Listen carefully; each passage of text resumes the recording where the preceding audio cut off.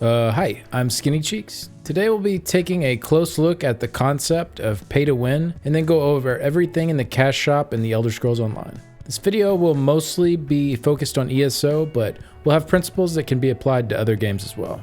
In a perfect world, everything available in a game would only be earnable in-game and there would be no cash shop at all. But in today's world, gamers have come to accept that cash shops are here to stay, and we just hope that nothing in these in-game stores dampens the experience of the game, or even worse, gives players an advantage that they would not be able to obtain without spending that extra money. This concept of gaining an advantage with cash has come to be known as pay to win. For many people, including myself, this is where we draw the line. Pay-to-win aspects ruin the integrity of the game, as it is no longer about overcoming the challenges in the game itself, but instead about how much money you are willing to spend. Imagine playing a board game with friends, and halfway through, one of them is able to spend money to give themselves an advantage over you. Would you just call BS and quit playing right there? Or would you also spend money to catch up with them? See, many people that play these pay-to-win games end up doing just that, and in my opinion, this completely invalidates the game itself. So there's a lot of gray area when determining if something is pay to win. People have differing opinions on what that is exactly. Some people think that anything that isn't purely cosmetic falls into the pay to win category. This would include stuff like experience bonuses or consumables. And others think as long as the purchased items are not better than the in-game earnable ones, then it isn't really a big deal. Then there are others that draw the line at being able to purchase gear and weapons that would normally need to be earned by completing certain content in the game. So the bottom line is, we don't all agree on where that line needs to be drawn. Many game developers realize this too and constantly test and push the boundaries of what they can get away with, what their players will deem acceptable, so that they can make as much money as possible without pushing away their player base and ruining the integrity of the game. So let's take a look at ESO's cash shop. This is referred to in-game as the crown store. How do you get items in the crown store? You use real-life currency to purchase crowns, which are the special currency spent in the cash shop. One important thing to note is that if you are a subscriber to ESO Plus, which is their monthly subscription service that unlocks everything shown here on the screen, you do receive an allotment of 1,650 crowns to spend in the crown store for every month you are subscribed. So if you do a 6-month subscription, you'd have 9,900 crowns to spend. So it is possible to make purchases in the crown store without spending any money other than on your subscription. There's also crown gifting. This is the option to purchase and send a crown store item to someone else in the game by clicking on the gift icon on the lower right of the item in the crown store. Since this was introduced, ZeniMax Online Studios has officially come out and said it is okay to trade in-game gold with someone in exchange for a crown gift, so it doesn't violate the terms of service. This means that if I have enough gold in-game, I can purchase anything that is giftable in the crown store without spending any real money. There are official Discord servers set up to help facilitate this process and ensure that you aren't scammed. This is a nice alternative, especially for veteran players, to pick up items without having to spend any real money. Not everything in the crown store is giftable, but most items are. It's probably also good to mention that there is a daily login reward system as well as a level up reward system. Most of the rewards are consumable items and experience scrolls, which we'll go over a little more in depth later when we cover them in the store. For the login rewards, they do usually include one item per month that stands out a little more, like a pet or a loot crate. This typically comes around 21 days of logging in for the month, so you aren't punished too much if you can't get logged in every day. Beyond that 21-day mark is usually just some extra in-game currency to reward those that did log in more than that. And then for level up rewards, you'll earn some consumables and a few other cool items like a mount and a storage coffer. Aside from directly purchasing items in the crown store, there are also loot crates, which are called crown crates. Instead of purchasing an item directly, you purchase a crate and gamble on what items you'll get. These surprise mechanics are generally frowned upon, and most people would agree they'd rather just be able to choose what they purchase. For ESO, they typically have a new theme for these crates every few months or so. Once you purchase the crate with crowns, you can open it. You'll have 4 guaranteed cards with the potential for a 5th card as a bonus reward. These cards usually contain things like pets, mounts, other cosmetic items like costumes, furnishings, and consumables.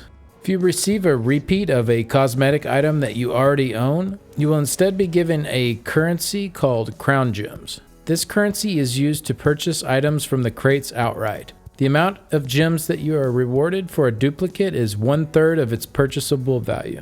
So if I get a mount that I already own that is worth 100 gems, I will instead be given 33 gems that I can spend on items from the crates. For the furnishings and consumable items, any item that you do not want to keep, you can trade in for 1/3 of the value as well.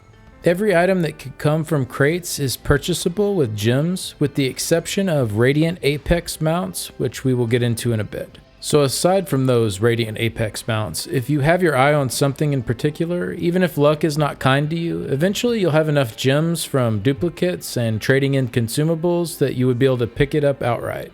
The crates themselves are giftable, therefore can be purchased from another player with gold, but the items within the crates that are purchasable with gems are not giftable. There is also a second kind of crown crate called an Ouroboros crown crate. These crown crates are not purchasable, but instead come as drops from watching ESO streams on Twitch. They are usually random, but sometimes guaranteed drops for specific events. They do not contain the current themed items from the regular crown crates, but do contain the consumable items, plus a small chance at an exclusive pet and mount. The consumable items received here are also able to be converted to crown gems, so since these drops are free, if you are patient enough and save up your gems, you could buy some of the higher level items in the crown crates without ever spending any money. So let's go through the items in the crown crates, and for the consumables, see how they stack up to their counterparts that can be acquired in-game. For the common rewards, these cost 3 gems each if purchased outright. We have several types of potions and poisons, as well as crown mimic stones. All of the potions and poisons offered grant the same exact stats as the in-game craftable versions. They are also commonly given away as free daily login rewards or in the Twitch crown crate rewards. The crown mimic stone allows you to bypass the need for a specific style material when crafting gear or weapons. For the fine rewards, these cost 5 gems each if purchased outright. We have food and drinks, and these are also equal to their in-game counterparts. Then we have the crown riding lessons, which can also be purchased in bundles of 10 for 1,000 crowns. In-game horse training is done per character and can be done once every 20 hours per character. You can train up to 60 times per category, which includes capacity for extra inventory slots, speed, which affects your mounted speed, and stamina, which affects how long you can sprint on the mount. So training once per day would take you 180 days to fully train one character's riding skills, or 150 days if you somehow manage to train exactly every 20 hours. These lessons can be used immediately, so if you're willing to spend the money, you could max out all of your riding skills on day 1. These are also sometimes given as free rewards, as well as fairly common rewards from the crown crates. Next, there are crown repair kits. Unlike the in-game version, which repairs one item at a time, these kits repair every item in your inventory. There is also a special in-game only version called a group repair kit that repairs all of your teammates' worn armor in your group. Next are crown soul gems. These are identical to the in-game version and are consumed when you charge your weapons or resurrect allies. Next up, we have experience scrolls. So there are 50%, 100%, and 150% bonus XP scrolls. These scrolls are not available in-game, but there are potions that you can craft in-game that give the same XP bonuses. The potions and the scrolls do not stack with each other, so you can't use both at the same time. And then lastly, we have some dyes. These are a one-time use and can only be used on costumes and hats, not on outfit styles. For the superior rewards, these cost 25 gems each if purchased outright, and we have a bunch of cosmetic items like body markings and outfit styles. For the epic rewards, these cost 40 gems each, and we have more of the same plus the 100% XP scroll we mentioned earlier, and an instant all research scroll. This scroll reduces the remaining time you have left on researching by 1 day.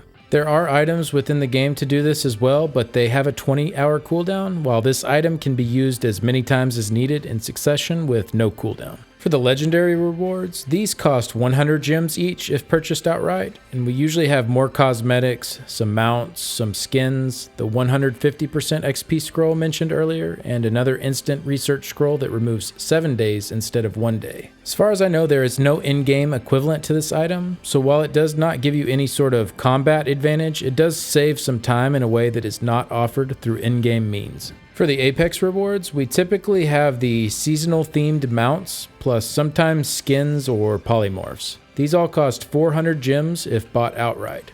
There's also a chance to get a resplendent sweet roll from this category, which can be used as a furnishing or traded in for 400 crown gems. The highest reward tier is Radiant Apex, which contains 3 seasonal themed mounts that cannot be obtained in any way except as an extremely rare drop in the crown crates. They cannot be purchased outright with any amount of crown gems. They're typically designed in a similar style to the Apex reward mounts for the season, but with an additional flair to make them stand out further. Based on user-submitted data, it seems that these have about a 1 in 350 chance of turning up whenever you open a crate. So on average, you'd probably have to spend well over 100,000 crowns to get a decent shot at landing one. This is where the loot crate system starts getting a little controversial. By adding in 3 extremely rare drops that can't be purchased outright with gems like the other items, the developers open a path to almost endless revenue. This is because there are those out there that will spin that wheel until they get what they want, no matter the cost. It's because of these kinds of loot crate practices that there are always ongoing discussions worldwide about the legality of loot crates and possibly treating them the same way as slot machines or any other official form of gambling. I think if they stopped at the Apex level and allowed everything to be purchasable with gems, so that eventually if you spent enough you could just purchase what you wanted outright, I think the system would probably be looked at with a little bit less negativity, but that would also most likely significantly decrease their revenue from the crates, and likely won't be changed unless there are laws in place forcing them to do so. Still, at the end of the day, the ultra rare Radiant Apex mounts do not offer any gameplay advantage over the most bare bones mount you can pick up. But nevertheless, it does shift their resources toward making more appealing items to be locked behind this category, rather than earnable through in-game means. So we'll move on from the loot crates now and go through some of the stuff that can be purchased directly in the Crown Store. We'll skip over the mounts and other purely cosmetic items like costumes, as I think those are pretty self-explanatory at this point. All of the DLC for the game, with the exception of the most recent chapter, in this case Greymore, is purchasable with crowns. Everything listed in this category is included for free if you have an ESO Plus subscription. These are also giftable, so you can save up gold to trade with someone to gift to you. Now we'll go through the upgrades section. The Imperial Edition upgrade unlocks a 10th race to play as, the Imperial. This race, like all other races, has a unique set of passives, but is balanced with the same overall power budget as any other race. In this tab, you can also buy additional character slots, up to 10 additional characters. This bumps up your total characters that you can have on your account from 8 to 18. Both the Imperial race and the extra character slots are giftable. For the assistants, you can purchase a banker and a merchant. These are summonable and can be used to save some time from having to travel to an actual banker or merchant in the world. These are also giftable. Now we have the 2 chapter expansion classes, the Necromancer and the Warden. These came with the chapters if you purchased them on their release, but were moved to the Crown Store after 1 year. These are giftable as well.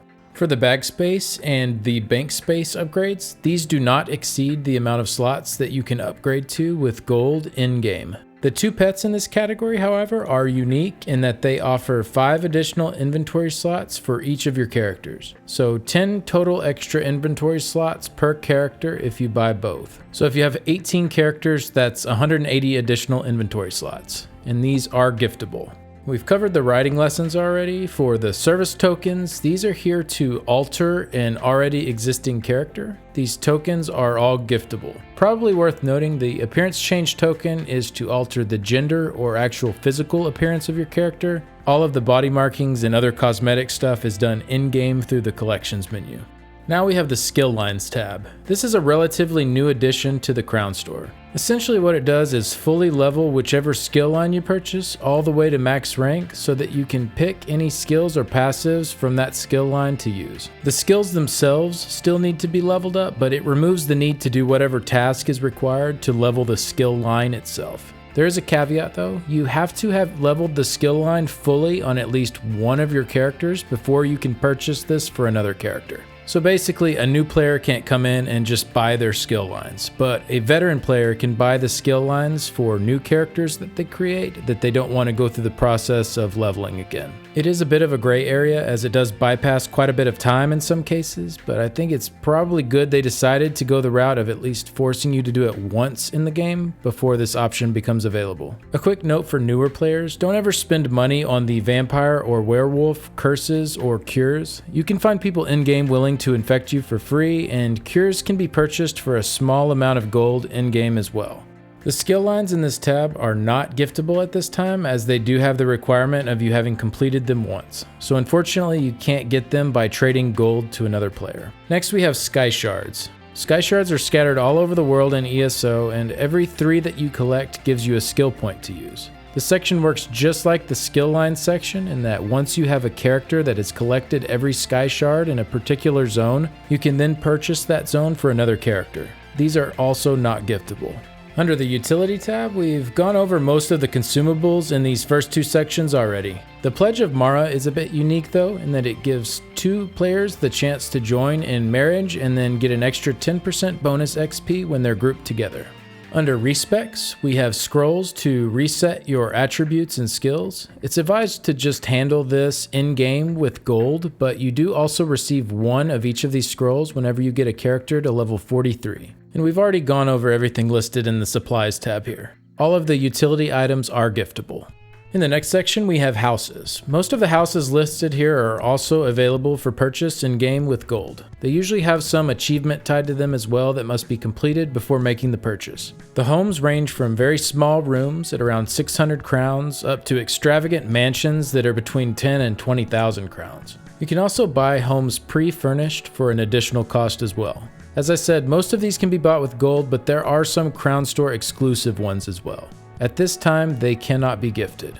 In the furnishing section, these are items to place in your homes. We usually have some unique items that are only available for purchase, but often they will be mixed in with bundles of stuff that can be earned within the game as well. There are an insane amount of furnishings available to find or craft within the game, especially now with the new scrying and excavation system introduced with Greymore. For the storage tab, these can also be earned through several in-game means, and these are used to store items in your house. Once you have earned them, you cannot purchase them here, so you can't double up on them. Just a quick note about the Style Parlor items. Once they are purchased, they can be used account-wide and changed freely through the Collections menu. For the crafting tab, we have outfit slots and outfit tokens. Having extra outfit slots allows you to set up more than one preset outfit and quickly be able to toggle between them. Everyone has one outfit slot by default. Probably good to note that these purchases are for one character only, so you would need to purchase for multiple characters if you want extra slots on multiple characters. Tokens let you bypass the gold cost of changing an outfit style. We've covered the Mimic Stones already, and the outfit styles are usually exclusive to the Crown Store, while the motifs are usually earnable in-game. So keep that in mind before spending money there. We've already covered the research scrolls as well, but a quick note, there is a 15-day research scroll available for purchase here as well. For the wardrobe, these are more cosmetic costumes and hats. Again, the dyes are for costumes and hats only. You can always just use in-game dyes that are unlocked from achievements for this as well. For the mounts, these are all equal, and the only difference in them is cosmetic. Same with the pets, with the exception being the 2 inventory pets we mentioned earlier.